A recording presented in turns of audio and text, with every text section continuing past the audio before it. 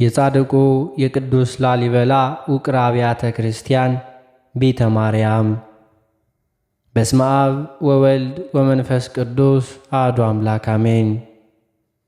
የመጀመሪያይቱ ቤተ መቅደስ ቤተ ማርያም ትባላለች። የዚች ቤተ መቅደስ ወደ ግቢዋ የሚያስገቡ ሁለት በሮች አሏት። አንደኛው ከቤተ መድኃኔ ዓለም ቤተ መቅደስ ከምስራቅ ወደ ምዕራብ የሚያስኬድ ሲሆን ሁለተኛው ደግሞ ከደቡብ ወደ ሰሜን የሚያዘልቅ ቤተ ደናግልን ተጠግቶ ነው። ከምስራቅ በር ይህ ስፋት አለው። ከመግቢያው ደጃፍ በር ገባ ብለህ ወደ ጎለጎታና ወደ ምስራቅ ሁለት ዋሻዎች አሉ።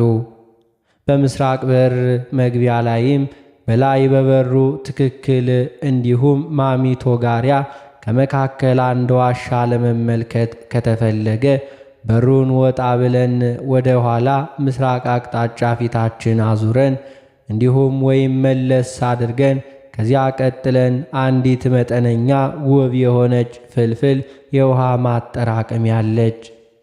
6 ደረጃዎችም አላት። ከዚህች ወደ ቀኝ በኩል ሄደን የሕንፃዋን ፍልፍል ሥራ ግሩም የሆነውን ነገር እንመለከታለን።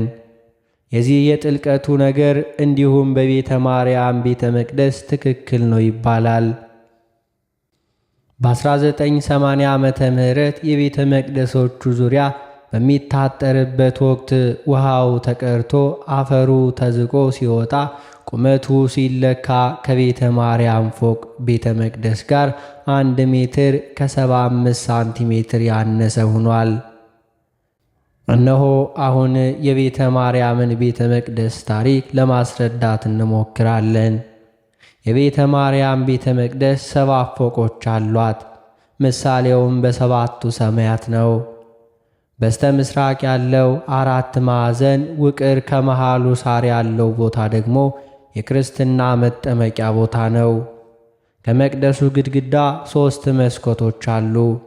አንደኛው ከላይ ያለው የወልደ እግዚአብሔር ምሳሌ፣ ሁለተኛው ከመካከል ያለው ከሰማይ ሰማያት የመውረዱ ምሳሌ፣ ሦስተኛው መስኮት ከድንግል ማርያም ለመወለዱ ምሳሌ፣ ከታች ከሕንፃው መሠረት ከፍ ብሎ እንደ ትምህርተ መስቀል ያለው መስኮትም አለ።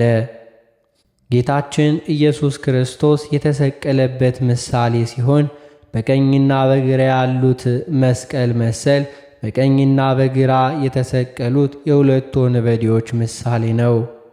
እንዲሁም በቀኝ በተሰቀለው ቀጥሎ ወደ ላይ የሚያሳየው ቀዳዳ በቀኝ የተሰቀለው ወንበዴ በመስቀል ላይ ያለ ጌታችን ኢየሱስ ክርስቶስ እውነተኛ አምላክ መሆኑን በማመን መንግሥተ ሰማያት የመግባቱ ምሳሌ ሲሆን ከግራ ቀጥሎ ወደ ታች አቅጣጫ የሚያሳየው ቀዳዳ ደግሞ በግራ የተሰቀለው ወንበዴ ባለማመኑ ወደ ገሃነም የመውረዱ ምሳሌ ነው።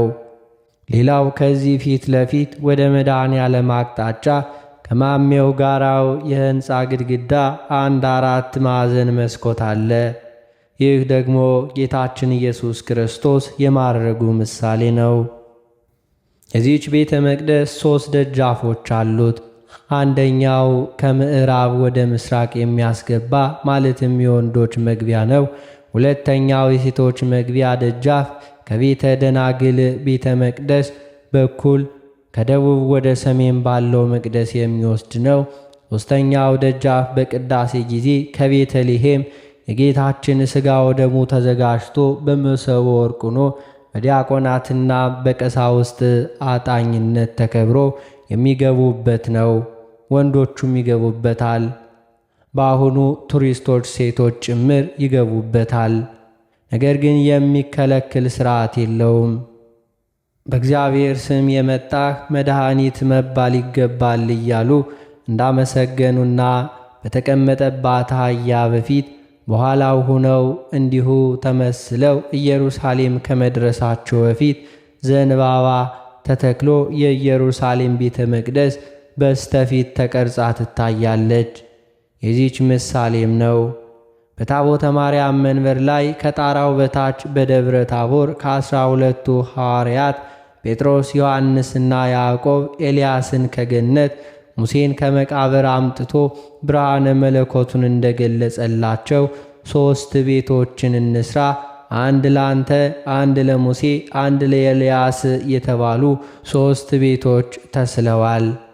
ከዚህ በኋላ ጴጥሮስ ከመሬት በድንጋጤ እንደወደቀ ሙሴ መቃብሬ ትሻለኛለች ብሎ ወደ ተቀበረበት መቃብር እንደገባ፣ ኤልያስ በእሳት ሰረገላ ገነት እንደገባ፣ ኢየሱስ ክርስቶስ ብቻውን ቆሞ እንደቀረ የተቀረጸ ስዕል ይታያል።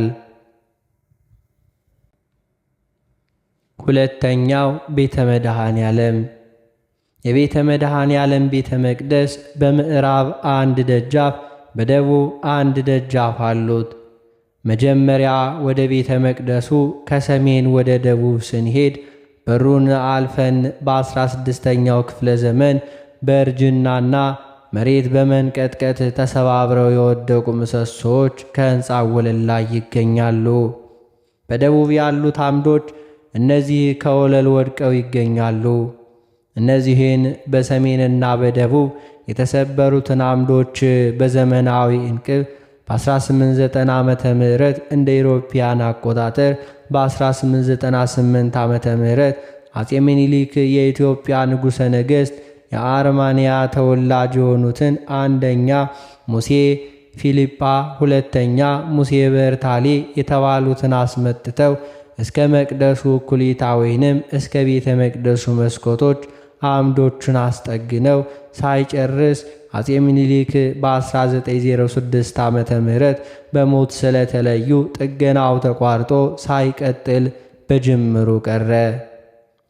ግርማዊ ቀዳማዊ ኃይለ ሥላሴ በ1946 እንደ ኢሮፓያን አቆጣጠር በ1954 ዓመተ ምህረት ካምቡስ በተባለው ኢጣሊያዊ በአጼ ምኒልክ ተቋርጠው የቀሩትን በሰሜንና በደቡብ የሚታዩትን አምዶች ተሰርተው ተጠግነው ፍጻሜውን እንዲያገኙ አድርገዋል። በዚሁም ዘመን የቤተ አማኑኤል ቤተ መቅደስ በከፊል ጠግነውታል።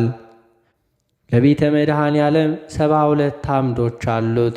በቤተ መቅደሱ በውጭ 34 ሲሆን በመቅደሱ ውስጥ 38 አምዶች አሉት። ምሳሌያቸው ጌታችን ኢየሱስ ክርስቶስ በዚህ ዓለም ሲያስተምር 72 ዝቅተኛ ማለት ከሐዋርያት በታች አርድእት ነበሩት። በእነዚህ አምሳል ነው። ገድለ ላሊበላን ተመልክተን እንዲሁም ከቤተ መቅደሱ ስንገባ በመንበሩ መግቢያ ደጃፍ ሌላ በዚሁ ደጃፍ አቅጣጫ በሰሜን 1 ደጃፍ በደቡብ 1 ደጃፍ አለ። ከዚህ ቤተ መቅደስ ውስጥ በርከት ያሉ መጻሕፍትና መስቀሎች፣ ልዩ ልዩ የሆኑ ቅርጻ ቅርጾች አሉ። ቢሆንም አፍሮ አይገባ የተባለው መስቀል ለየት ያለ በዓለም ተወዳዳሪና አምሳዬ የሌለው ቢታሹት ፈውስ ያለው ፍቱን መድኃኒት ፈዋሽነት ያለው ተግባራዊ የሆነ በሰው እጅ ከመያዙ በስተቀር በሰው ሰራሽ ነገር ተብሎ በሰው አንደበት ሊነገር ወይንም ሊተች አይችልም። መስቀሉ አንድ ጊዜ የጠራ ውሃ፣ አንድ ጊዜ ቢጫ፣ ከዚህም ሌላ እንደ ቅብአ የሚቀልጥ ይመስላል።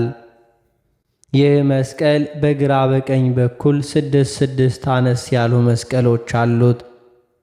ከዚያም በላይ በ12ቱ አነስተኛ መስቀሎች መካከል አንድ ከነሱ ብልጫ ያለው መስቀል ጌታችን ኢየሱስ ክርስቶስ በጸሎተ ሐሙስ 6ቱን በቀኝ 6ቱን በግራ አስቀምጦ ነገ የሚፈተተው ሥጋዬና የሚፈሰው ደሜ ነው ብሎ ኅብስቱን ቆርሶ እንኩ ብሉ፣ ጽዋውን አንስቶ እንኩ ጠጡ ያለውን በ12ቱ ሐዋርያት መካከል ያለ የጌታ ምሳሌ ነው። ታቦቱ ወዳለበት መግቢያ ደጃፍ ወደ ላይ 2 ጋሻና 1 ባርኔጣ ከሕንፃው ላይ ተለጥፎ ይታያል። ቅዱስ ላሊበላ በዘመነ መንግሥቱ ሲጠቀምባቸው ኖሮ ለማስታወሻ ራሱ ከሕንፃው ላይ እንዲቀመጥ አድርጓል። በ1959 እንደ ኢሮፓያን አቆጣጠር በ1967 ዓመተ ምህረት ከተለጠፉበት ወርደው በወንበር ላይ ሆነው ፎቶ ተነስተው ከነበሩበት እንዲቀመጡ ሆነዋል። ከቤተ መቅደሱ ከመንበሩ መግቢያ በስተግራ ከሰሜን ደጃፍ 3 መቃብራት አሉ። የአብርሃም የይስሐቅና የያዕቆብ በአንድ ስፍራ የመቀበራቸው ምሳሌ ነው።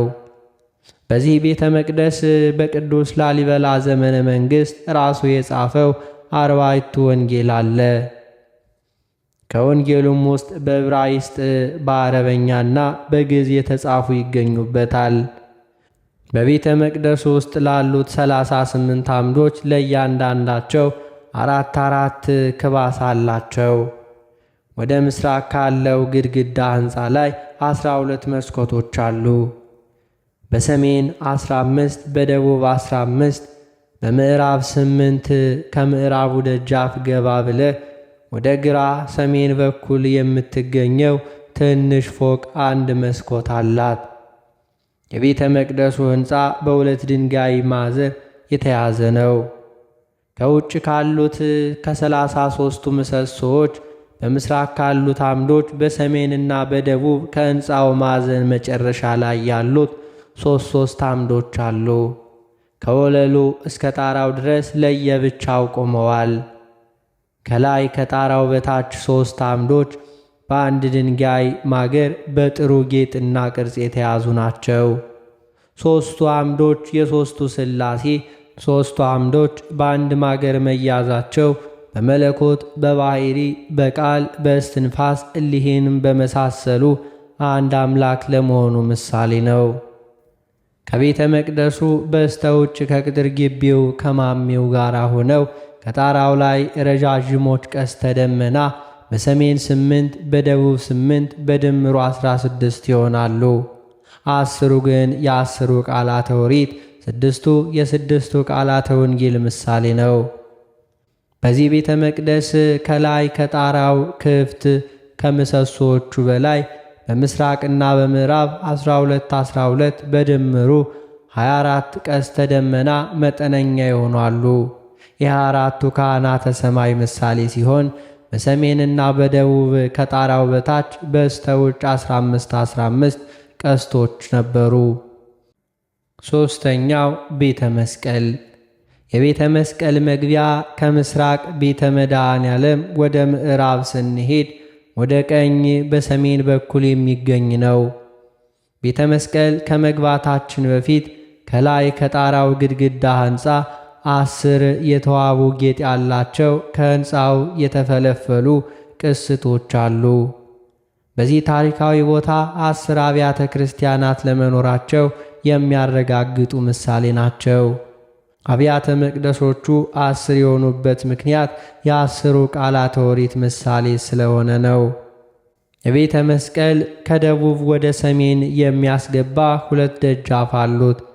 ከቤተ መቅደስ ስትገባ 1 ደጃፍ፣ ወደ ምዕራብ 2 ደጃፍ፣ በሰሜን በኩል ሰው አይገባበትም አይወጣበትምም።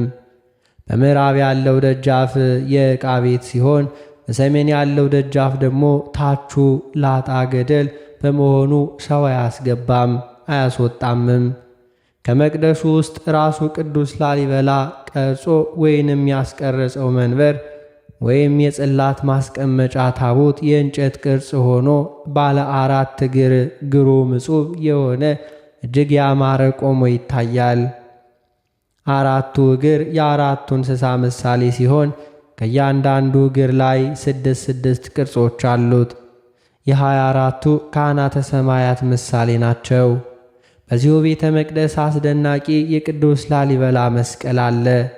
ቤተ መስቀል በመስቀል ስም የታነጸው የጌታችን የኢየሱስ ክርስቶስ ቅዱስ ሥጋው የተፈተተበት ክቡር ደሙ የፈሰሰበት ስለሆነ ነው። አነሳስቶ ላስጀመረን አስጀምሮ ላስፈጸመን ለጌታችን ለአምላካችን ለመድኃኒታችን ለኢየሱስ ክርስቶስ ክብርና ምስጋና ይገባል፣ ዛሬም ዘወትርም ለዘላለሙ አሜን። የቀሩትን አብያተ ክርስቲያናት በቀጣይ ክፍልን የምናደርሳችሁ ይሆናል።